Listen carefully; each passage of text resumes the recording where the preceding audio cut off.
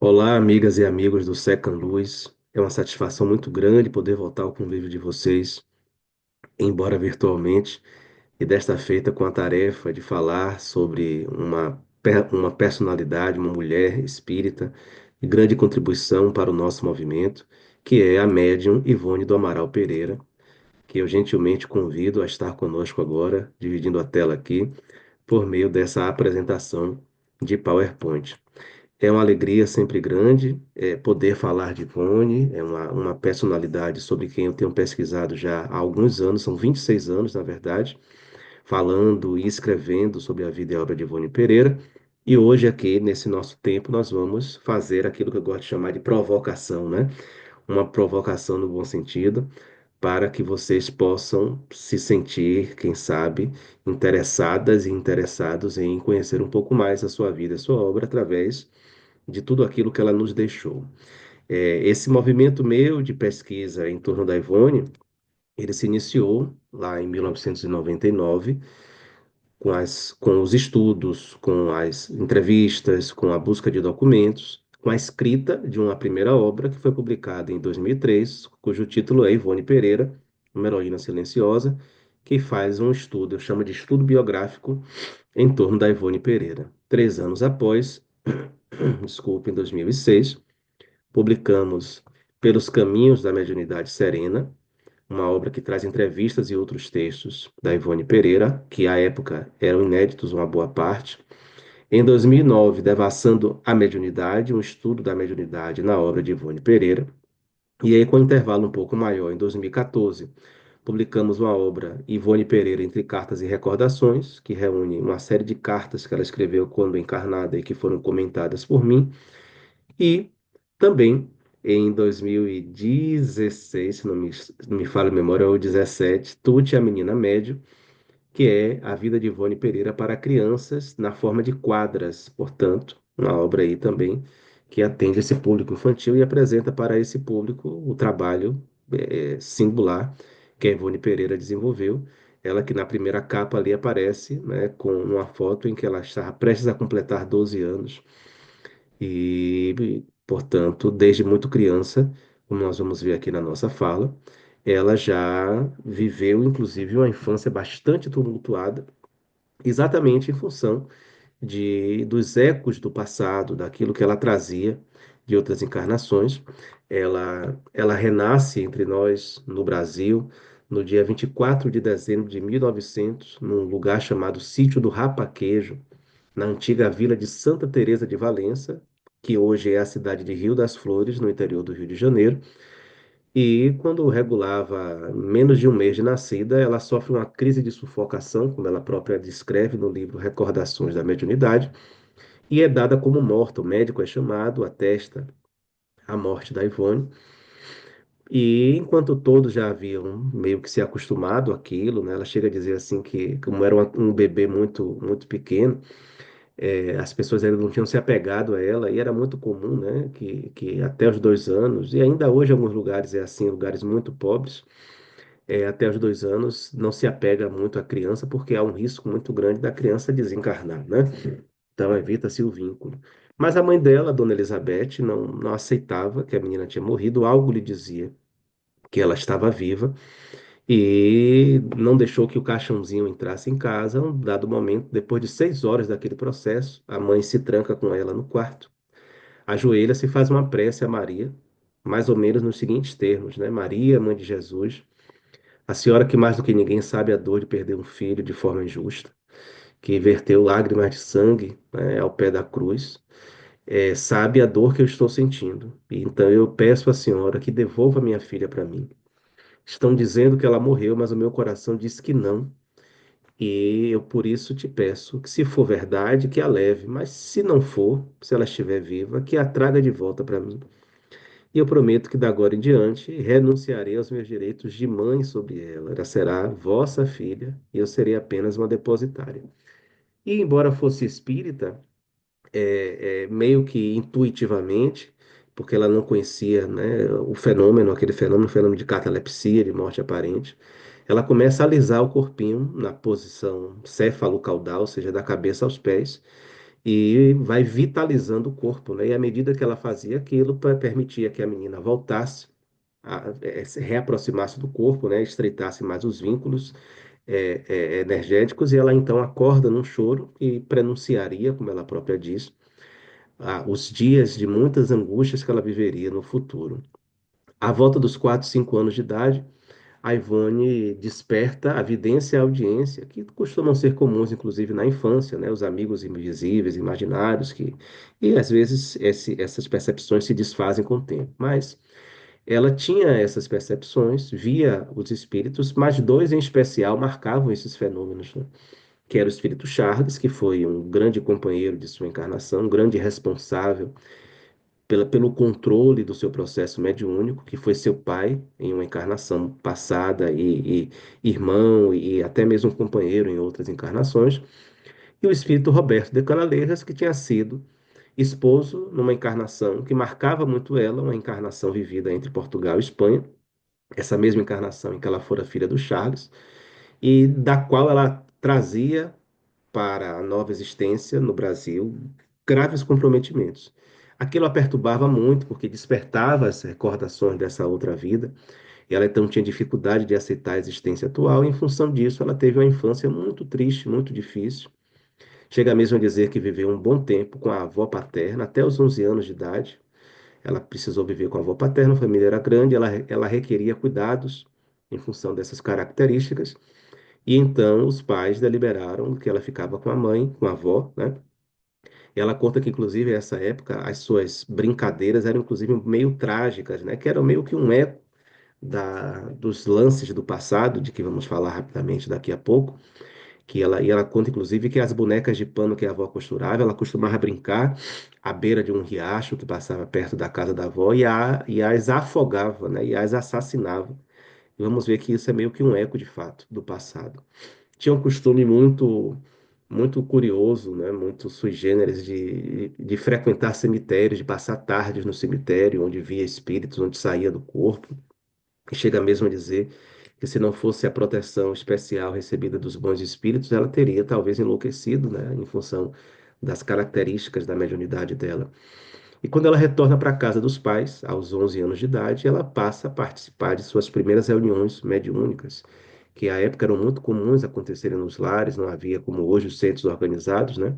Claro que mediunidade não existe um lugar fixo, Kardec nunca falou disso, inclusive, mas hoje há uma convenção de que os centros espíritas acabam sendo o local mais apropriado para isso. À época, aconteciam as reuniões familiares, ali ela trava contato com os espíritos, inclusive com Bezerra de Menezes, e com outros tantos que passaram a ser companheiros seus ao longo da existência, e até que em 1926, com 25 anos, ela se transfere para a cidade mineira de Lavras, onde ela viveu, segundo diz, os seus anos mais fecundos de produção mediúnica, de explosão mediúnica, de produção mediúnica, e de aprendizado junto aos espíritos.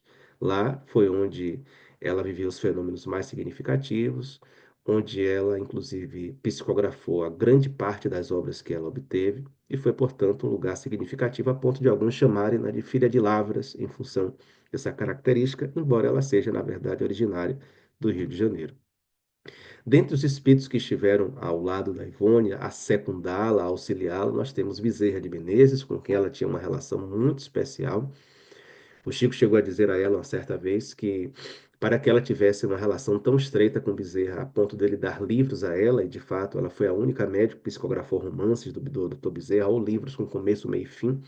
Há obras do Chico, de outros médiuns, que reúnem mensagens esparsas, mas livros sistemáticos mesmo só a Ivone. E o Chico disse a ela assim: Olha, só tem uma explicação, você foi filha do Dr. Bezerra numa outra encarnação. E a Ivone disse para ele assim: Ô Chico, não diga isso não, que eu vou ficar vaidosa e não cumprimento mais ninguém nessa vida. E quando ela então começa a psicografar o livro Nas Voragens do Pecado, ela de fato identifica lá Bezerra de Menezes como seu pai, naquela existência vivida na França do século XVI. Além de Dr. Bezerra, Eurípides Bassanufo, esse primeiro da esquerda.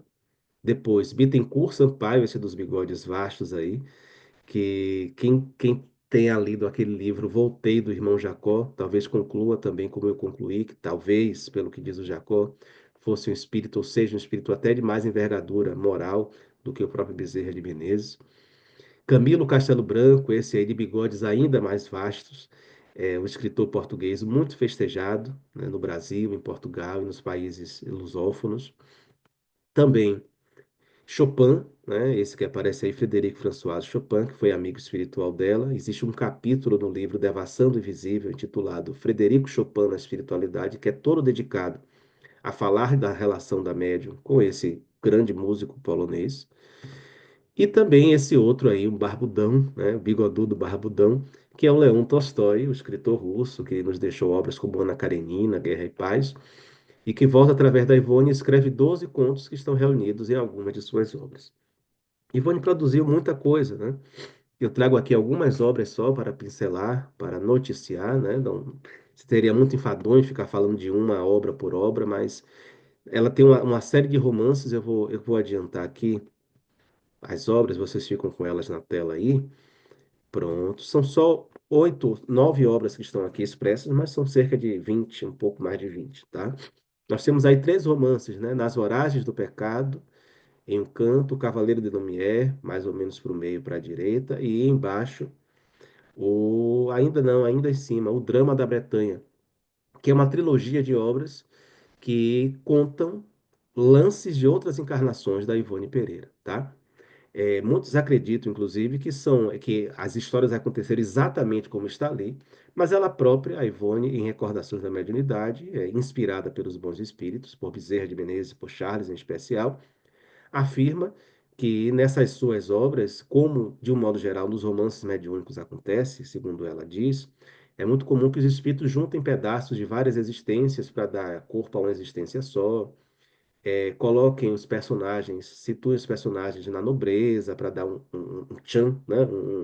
Um atrativo diferente, enfim, usem de recursos variados. Então, eu sinceramente hoje acredito que as histórias, embora elas sejam, expressem, né, experiências encarnatórias da Ivone, elas não aconteceram de forma linear como os livros descrevem, né? Na verdade, os livros recontam a história, as histórias de Ivone, juntando inclusive pedaços de diversas existências, tá?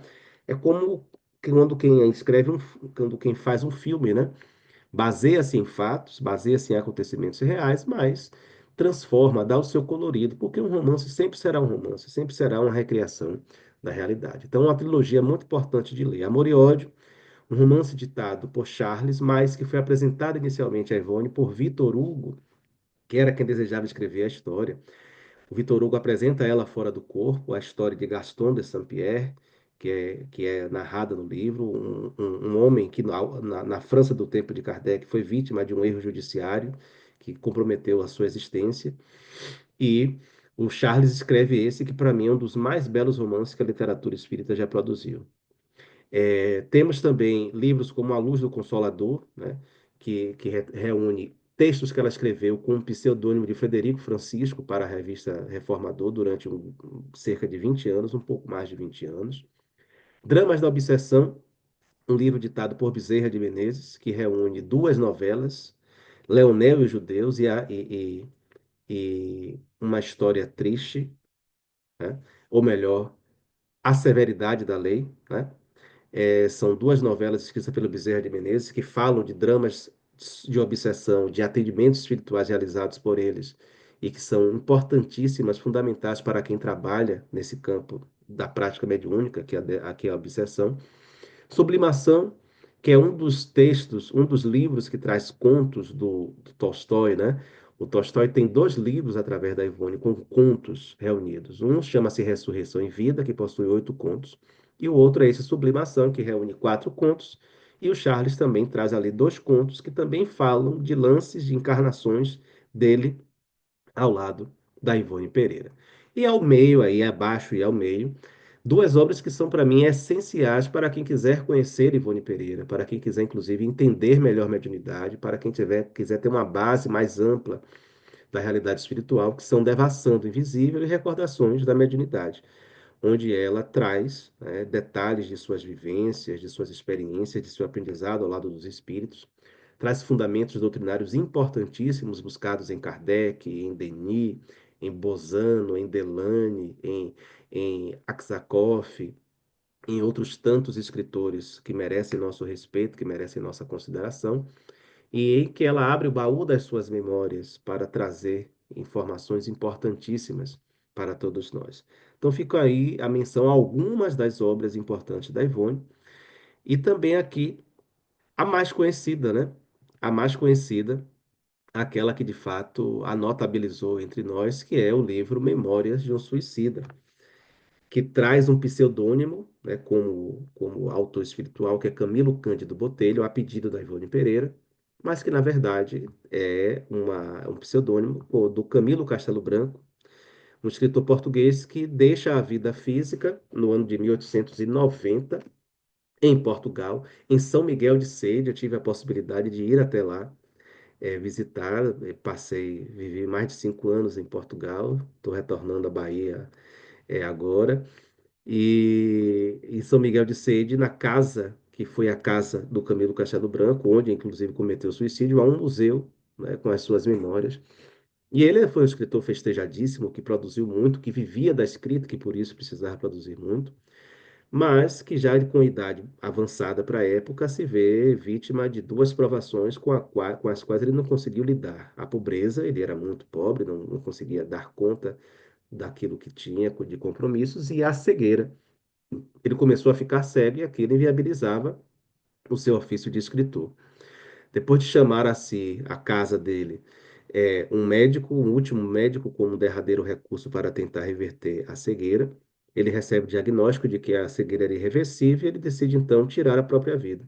Enquanto a sua companheira Ana Plácido saía da sala e descia as escadas da vivenda, ao lado do médico, ele saca de uma arma e dá um tiro no ouvido. Então, abandona a vida por meio do suicídio.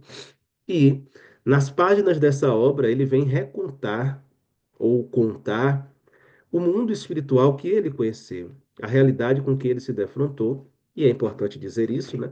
Porque há muitas pessoas que acusam o Camilo, a Ivone de exageros, até de invenção, né? De inventar aquelas coisas, de ser coisa da imaginação da Ivone Pereira, eu já ouvi, né? Pessoas até esclarecidas, mas que às vezes a quem falta um pouquinho de boa vontade até para ler a obra e para fazer críticas justas, né? Porque são comentários que às vezes revelam um desconhecimento, né, do conteúdo, daquilo que está lá escrito. A rigor, uma falta de leitura acurada, porque o Camilo é muito explícito ao dizer que aquilo que ele descreve é o mundo espiritual que ele encontrou, a experiência dele, né? E que reconhece que haverá outras tantas experiências, conforme sejam tantos outros casos, né? Mas que ele e aqueles espíritos que são retratados ali, depois de desencarnarem, acabaram sendo atraídos por uma região que aglutinava espíritos em condição semelhante, que tinham cometido suicídio, que se encontravam em grande desequilíbrio, a que ele chamou de Vale dos Suicidas, de Vale Sinistro ou Vale dos Suicidas. E aí, de fato, né, muita gente que tem um receio dessa obra, que começou a ler e não segue, e que critica as primeiras páginas, porque o livro, de fato, o Camilo era um escritor, um escritor do final do século XIX, que se dava descrições ah, é, imensas, né? E que carregava muito na tinta, que era mordaz, que era sarcástico nas suas escritas, e ele carrega mesmo na crítica, na tinta. Fala dessa região com cores bem pesadas, bem densas, e muita gente se incomoda com isso, né? Talvez porque, inclusive, todos nós temos alguma experiência com um caso de suicídio, né? Um parente, um amigo, um vizinho, um, um, um colega de trabalho, enfim. E a leitura pode realmente impactar, porque ele realmente carrega na tinta. Eles partem, né, na parceria do pressuposto, um pressuposto da época, inclusive, estamos falando de 1926, que é quando a obra começou a ser escrita, de que a melhor forma de educar era pelo temor. Então, eles realmente metem medo, né? Muitos de nós passamos por isso em nossas vidas, na nossa educação, né? Tivemos medo. Eu tinha um medo terrível do velho do saco, né? Quando vinha qualquer senhorzinho com um saco na mão, eu corria imaginando que já tinha vindo me pegar, porque eu fui criado assim, acreditava-se que era bom fazer isso conosco, né? E eles realmente carregam na tinta. Ele carrega na tinta, mas é muito claro em dizer que aquela era a experiência dele, que aquilo não tinha pretensão nenhuma de ser a experiência de todos os espíritos. E há quem diga assim, ah, mas aquele é descaridoso, né? A pessoa que teve parente que desencarnou, vai ler o livro e se sente mal, mas assim, gente, o livro não é um livro de consolo, né? Essa parte, pelo menos, são mais de 500 páginas, não é uma parte de consolo, é uma parte que eles falam da verdade deles, da forma como eles imaginavam ser possível à época. Claro que se fosse hoje, talvez eles escrevessem de forma diferente, mas não foi hoje. Então a gente não pode ser anacrônico também e querer exigir de pessoas com a mentalidade do século de um século atrás a mentalidade que nós temos nos dias de hoje. Mas o livro tem um valor inestimável, né? Eu até costumo dizer assim, olha, se essa primeira parte te incomodar, pule, né? Os dois primeiros capítulos que eu já te contei, né? Descrição do Vale dos Suicidas, os sofrimentos suicidas, a forma como eles estão ali.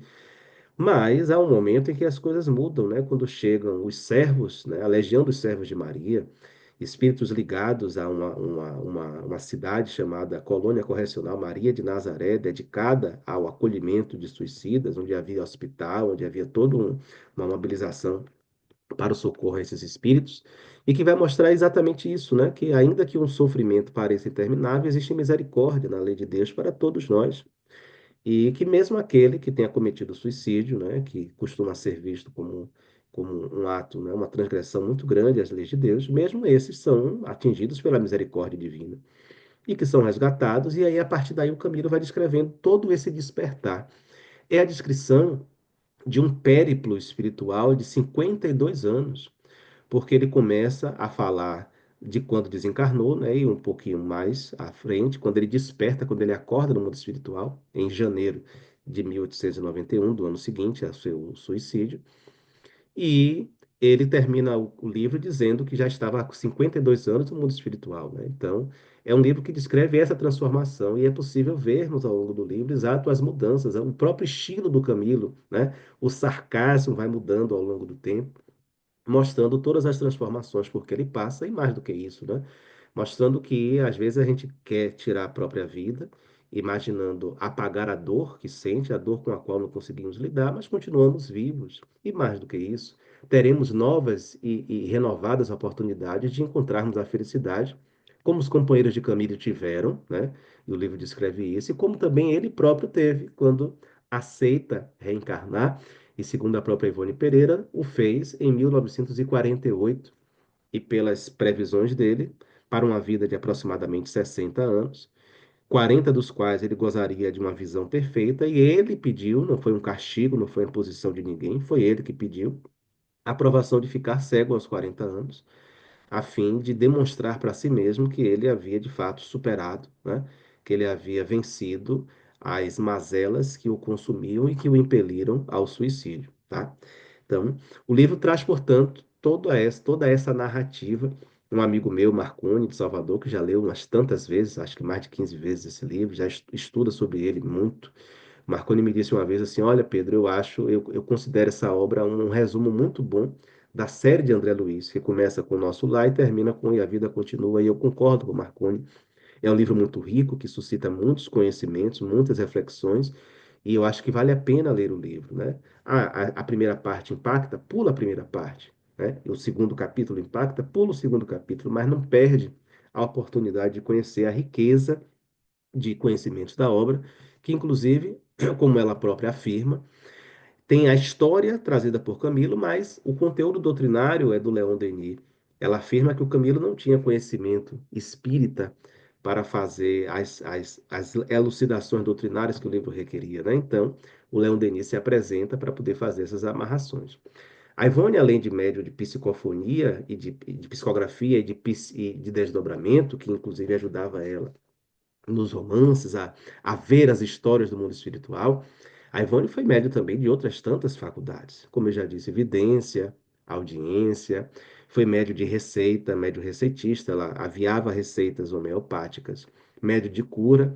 Ela chega a dizer que lá em Lavras ela conseguiu curar pessoas que eram vítimas de paralisia, né, com a ajuda do Eurípides Bassanufo, por meio dos passes, né?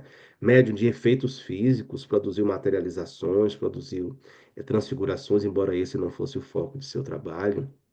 Médium olfativa, ela costumava sentir o cheiro dos espíritos, né, associados à manifestação dos espíritos, quando se manifestavam.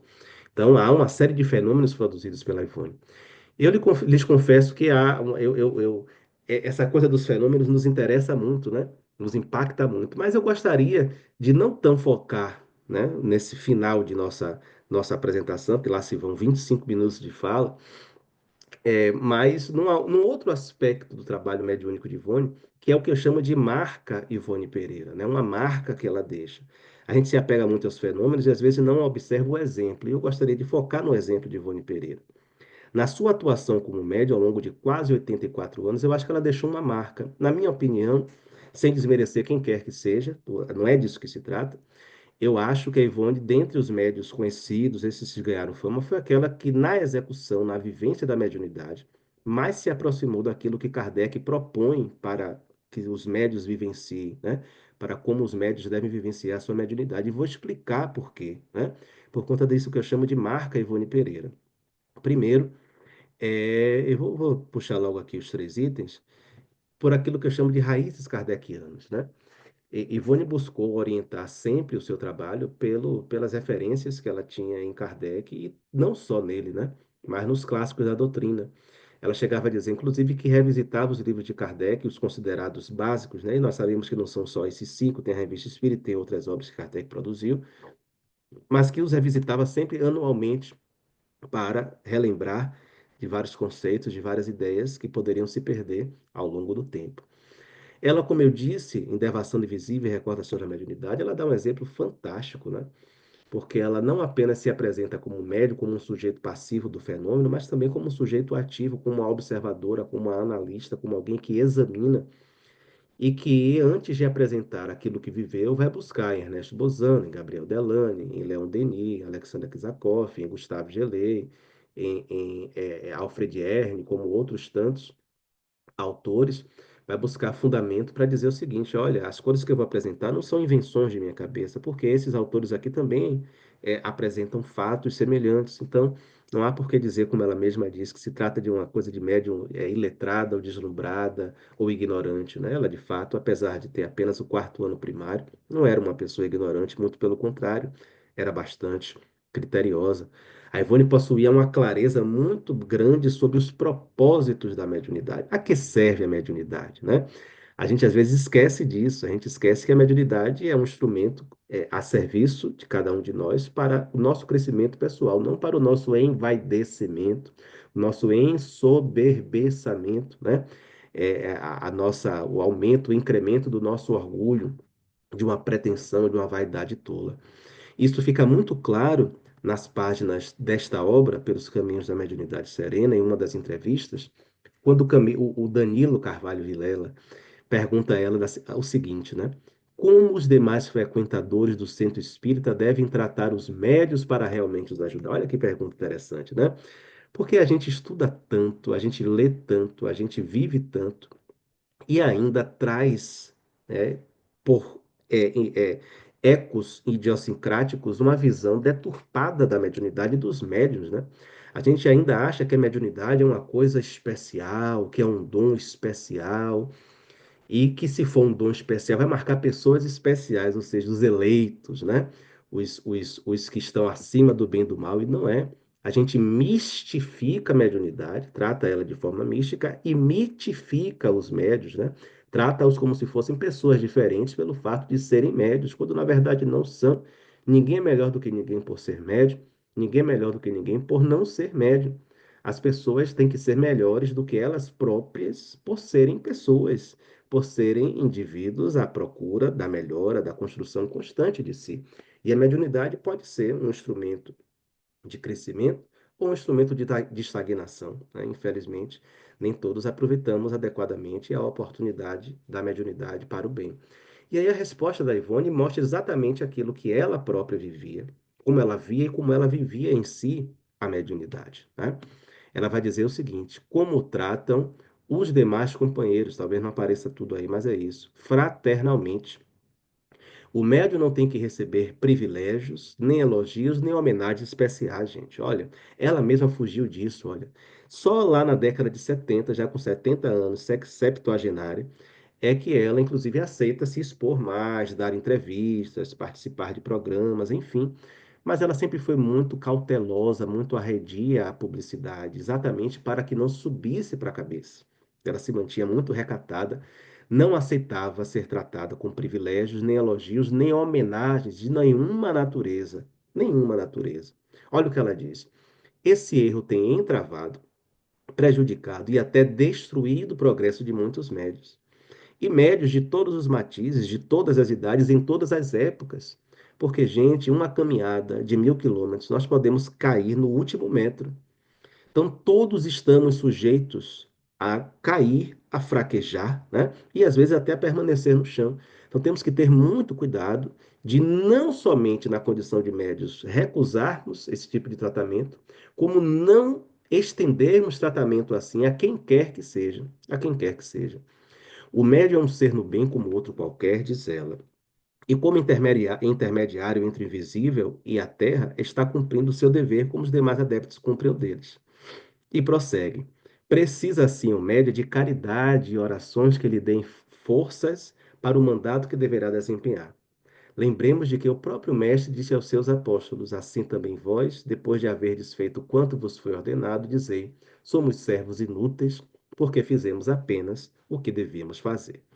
Além dessas três características, né, as raízes kardecianas, a busca dos clássicos e essa clareza de propósitos, há outros três pontos que eu considero que marcam, né, o atuar de Ivone e que aproximam ela desse ideal de Kardec para os médios e a mediunidade. Kardec nunca incensou os médios e nunca colocou os médios como pontos centrais de doutrina, né? Os médios, apesar de serem veículos dos espíritos, nunca foram atores centrais. E hoje nós, no movimento espírita, invertemos isso, né? Nós fazemos tudo meio que girar em torno dos médiuns, né? Tratamos os médios como autoridade, aquilo que os médios dizem é verdade porque foi o médico que diz. Se o médico tenta, por exemplo, trabalhos sociais de caridade, isso meio que legitima o que o médium fala, e são coisas diferentes, né? Uma coisa é o bem que fazemos, as ações de caridade, outra coisa é o que dizemos, né? Ninguém está imune a errar porque faz o bem, né? Todos somos pessoas humanas e podemos fraquejar, como ela diz, né? Como está claro, como Kardec nos alerta. Ela era extremamente discreta, né? Ela não aceitava nenhum tipo de elogios, de homenagens, de privilégios, de aparições, de reconhecimentos públicos, nada disso, né? Ela, inclusive, ela fugia de uma postura dos chamados médiuns gurus, aqueles que acham que sabem tudo sobre tudo, e nós, ninguém sabe tudo sobre tudo, né? Nenhum médium é capaz de falar tudo sobre tudo. E ela é extremamente segura e cuidadosa com as questões da mediunidade. Houve um espírito que se apresentou para ela, inclusive, que ela chamou de beletrista, desejando escrever sobre, através dela, uma história que era só uma crítica à lei brasileira que não admitia o divórcio, e ela recusou, né? Ela recusou, e o espírito propôs a ela que ela escrevesse as histórias dele, a história e outros romances, para poder ganhar dinheiro. Ela era muito pobre. Houve uma época da vida que ela não tinha papel para psicografar, então ela pegava papel manilha, papel de pano das antigas, né? Cortava os cadernos e escrevia, às vezes até em cima de caixote, porque não tinha onde sentar. Ele diz a ela assim: Olha, eu não quero aparecer, não, eu quero ajudar a senhora publica, a senhora ganha dinheiro, eu fico feliz. E ela recusa, diz que aquele não era o objetivo da doutrina, que a finalidade era outra, né? Era ajudar as pessoas a crescer. Passam-se os anos, Bezerra de Menezes aparece para ela e diz que aquele espírito foi colocado junto a ela para testá-la e que se ela tivesse aceitado aquela sugestão, ela teria cometido suicídio. Ela que cometeu suicídio em Portugal, né? Suspeita-se que no século XIX, sobre as águas do Rio Tejo, e por isso ela traz o compromisso na temática suicídio, né, de memória de suicídio, de todo o trabalho que ela teve ao longo da vida, de prevenção e de auxílio aos espíritos suicidas. E ele diz assim: se você tivesse aceitado a proposta dele, possivelmente resultaria uma obsessão tão severa desse conluio que você normalmente cometeria suicídio. Então veja como isso seria grave para ela. Mas graças aos seus cuidados e à sua segurança doutrinária e moral, ela resistiu e, segundo disse Bezerra a ela, aquele espírito permaneceu ao lado dela durante 27 anos de forma silenciosa, sem que ela notasse, sem que ela o reconhecesse, a auxiliar e a aprender como de fato se deveria conduzir uma mediunidade segura, uma mediunidade voltada para o bem. E além disso, como decorrência de tudo isso, a sua postura de isenção. Ela não se considerava responsável pelas coisas que produzia e atribuía aos espíritos, e a humildade de reconhecer o seu papel de intermediária naquele processo todo que ela viveu. E aí ela diz aqui, quando ela se refere à obra Devassando o Invisível e aos relatos que são muito pessoais, ela diz assim, olha, não se trata, pois, de obra pessoal, mesmo porque o personalismo, se infiltrar na doutrina espírita, acarretará sua corrupção, como sucedeu ao próprio cristianismo. Não apresentamos tampouco frutos da nossa escolha, porquanto as observações que aqui vêm anotadas foram selecionadas pelos instrutores espirituais, e nem sequer tivemos o desejo de organizar o presente volume. Ou seja, não se tratava de uma vontade dela de aparecer, mas de uma insistência dos espíritos por compreenderem que o exemplo dela seria útil para outras pessoas. Ela se isenta completamente desse movimento de vaidade. E em Recordações da Mediunidade, ela afirma: como médium, jamais agimos por nossa livre iniciativa, senão fortemente acionada pela vontade positiva das entidades amigas que nos dirigem, pois entendemos que o médium por si mesmo nada representa e que jamais deverá adotar a pretensão de realizar isto ou aquilo, se antes observar se realmente é influenciado pelas verdadeiras forças espirituais superiores. É claro que ninguém quer se anular enquanto pessoa, mas é um cuidado para não se deixar levar pelos próprios desejos, pelos próprios devaneios. E finalizando, ela vai nos dizer o seguinte: em uma oração, né? Pedindo, pedindo perdão a Deus, né? Se por algum motivo ela corrompeu, né? O trabalho da mediunidade. Ela diz: não a adulterei a mediunidade com ideias pessoais, porque me renovei com ela a fim de servi-la. Não a conspurquei dela me servindo para incentivo às próprias paixões, nem negligenciei no seu cultivo para benefício do próximo, porque todos os meus recursos pessoais utilizei na sua aplicação. Perdoa, no entanto, Senhor, se melhor não pude cumprir o dever sagrado de servi-la, transmitindo aos homens e aos espíritos menos esclarecidos do que eu o bem que ela própria me concedeu, demonstrando, portanto, que de fato toda a sua vida, toda a sua dedicação foi para servir ao bem, sem buscar em momento algum o atendimento dos seus interesses pessoais. Então, por tudo isso, eu considero, né, e essa frase, chamá-la de heroína silenciosa, foi o Chico quem atribuiu a ela, e eu acho que vale a pena nós conhecermos a vida e a obra dessa grande mulher, nós buscarmos conhecer as suas obras, e aí, claro, eu vou sugerir que leiam meu livro, né, Ivone Pereira, O Heroína Silenciosa, e que depois busquem Devassando Invisível, Recordações da Mediunidade, para quem gosta dos romances Nas Voragens do Pecado, O Cavaleiro de Lumière, O Drama da Bretanha, os contos de Tolstói, as obras do Bezerra de Menezes, porque não foi apenas aquela, ele também psicografou Nas Telas do Infinito, dividido com Camilo Castelo Branco, e um romance muito interessante chamado A Tragédia de Santa Maria, e que se possa, de fato, buscar a Ivone como um exemplo, exemplo de médium, exemplo de mulher vibrante, que enfrentou inclusive preconceitos de sua época para fazer o trabalho que realizou, exemplo de uma pessoa que não foi perfeita, e ela dizia assim brincando, né?